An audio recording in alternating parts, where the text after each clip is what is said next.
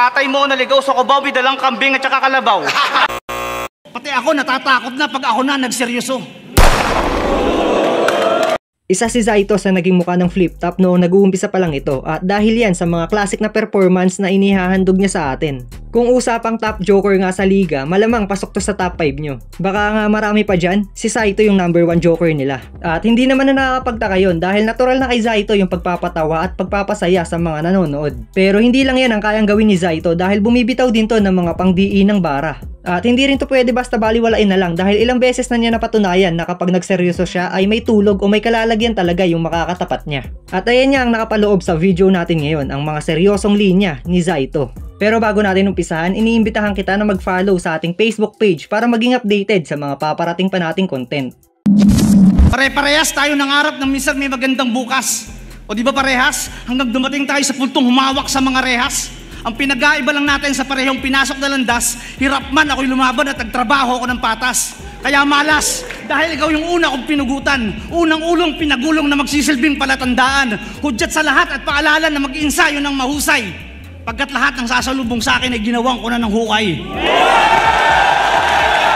Kaya't sa pagtalikod ko, ramdam kong ako ang inyong pinag-uusapan.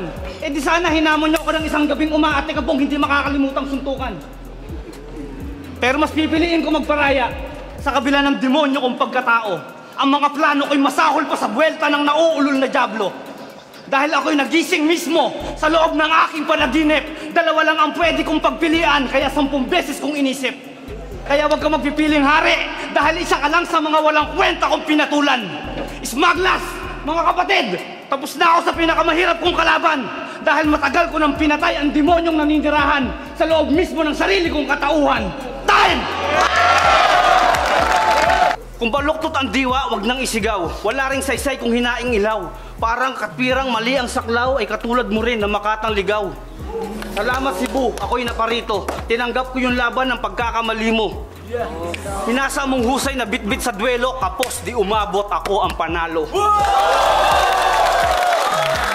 Oo, alam kong old school ka, pero wag ka masyadong bida-bida. Sumabay ka lang sa mga uso at mga kwento pero hindi sa totoong rambulan talaga. Isa ako sa mga batang namulat sa sitwasyong ang rap ay kritikal. Saksi ako sa mga panahong mainit ang tensyon sa pagitan ng hip-hop at metal. Dadayo kami ng rap contest, kaya pati pato, pati buhay ko sugal. Kaya madalas lakad pa uwi, kaya suntukan ng almusal. Tadsad man sa lupa akong kinamulatan ang hubog ng aking pagkatao. Hubad talampakan ko mang sinalaysay ang daan ng aking pagkatuto. Wasak man ang buong katawan ko sa pagsubok, buo pa rin ang pusong rumirespeto. Hindi man ako nakatapos ng mataas na pinag-aralan, hindi naman ako bulag sa katotohanan. Ang pagharap mo sa akin ay senaryo ng masaya mong pagpapatiwakal. Malasbot na tapat ka sa pusong demonyong nagpapakabanal. Ipagpaumanhin nyo at inalipusta ko ang tagabundok na utal. Isang paraan lang itong pinapakita ko sa mga ipokritong hangal. Sino ka't anong karapatan mo sa ganitong uri ng bakbakan? Makontento ka sa inumin tubig mula sa mga paa kong hinuhugasan. Kakalad ka rin kitang pabalik papunta sa aking nakaraan. Ibabaon kitang kasabay ng mga naunang bobong kupunan. Wala kang alam sa iba't ibang klase ng halimaw na nakasagupa ako sa daan. Bilang handog alay paggunita, ilalapag ko ang ulo mo sa lupang hindi kasama ang katawan. Hindi ka pwedeng maghari sa lugar na di mo kayang puntahan. Hindi ka pwedeng maging gurong tagapagturo kung di mo kayang ituro ang daan. Paano mo isasalaysay ang kwento kung may alaalang natatakot balikan? At malabong maging pinuno ng samahan kung ang pagiging mabuting asawa at ama ay di mo kayang panindigan. Ano flick, masakit ba? Oo, say, masakit na. Masakit daw? Kung ganun flick, okay lang, umaray ka. Masakit ba? Tingin ko hindi pa. Mas masakit yung batang lumaking hindi kakasama. Kalapastanganan ang hangarin yung ako ay mapang ibabawan. Huwag niyong pangarapin yung mga bagay kung kapos ang kaalaman. Hindi biro ang duelo sa laro ng talastasan. Pagpasalamat niyo pang-apat, kayo ay aking pinatulan. Mawalang galang na sa mga putang inang akala mo matapang. Pagsama-sama man kayong apat, wala pa rin mga bilang. Masakit man ang katotohanan, tanggapin niyo ng totoo. Ang alamat ay alamat, kaya matutong rumespeto. Tuturuan ko kayo ng mga matitibay na tugmaan, mga bagsakan na panlaban sa mga pustahang balagtasan. Kaso, ang tatanga nyo. Alam nyo bang mula sa ikalimang baitang sa elementarya, ginawa kong libangan ng pagsusulat? Yung mga tira kong patapon katumbas ng mga bara nyong mabigat. Ito yung laban na dapat hindi nyo pinapalagpas. Ngayong gabi, makikita nyo kung paano ako tumagpas. Makitid na kokote, laban sa malawak na pangunawa. Mababaw na pag-iisip, laban sa malalalim kong talata. Ito na yung oras mo, wala ka ng pagkakataong lumaya. Ako'y natutong pumatay pero di pinag-aralan ng maawa. Mababang uri ka ng klase kung totoong buhay ang basihan. Ganun talaga pagbaguhan. Mananalo sa umpisa pero uuwi kang talunan. Alalahanin mo, Mot, na walang mot sa harapan na ngayon ay pinapalakpakan. Kung walang saito sa likuran ng malaking bahagi ng entablado mong kinakatayuan. Oo, inaamin ko. Dala ng kinamulatan kong kahirapan, ako'y namulat sa maraming mga bisyo. Pero alam niya ng Diyos kung paano ko pinagsisikapang magbago. Para pagdating ng araw, mamatay na ako, may damdamin yung maikukwento. Ang makulay na pakikibaka sa bawat pahina ng talambuhay ni Saito. Matagal ko nang sinaraduhan ang pintuan ng mga bastos sa likuran.